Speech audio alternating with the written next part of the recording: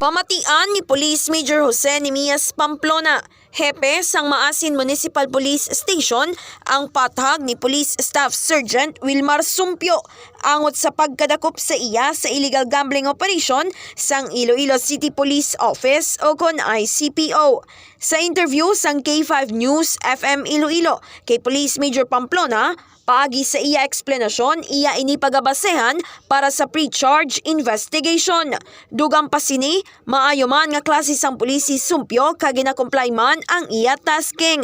Naibaluan nga si Sumpyo ang isa ka intel police kag i-warrant operative sang Maasin Municipal Police Station nga kalakip sa 28 ka mga individual nga nadakpan sang Abril 20 sa Aurora Subdivision, Barangay Villa Anita City proper.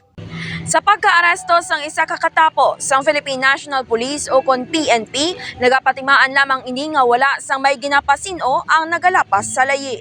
Kagini si K5 Nicole Castañeda Teprado para sa Kampiyon nga Balita, Serbisyo Publiko kag Kalingawan sa Iloilo. K5 News FM.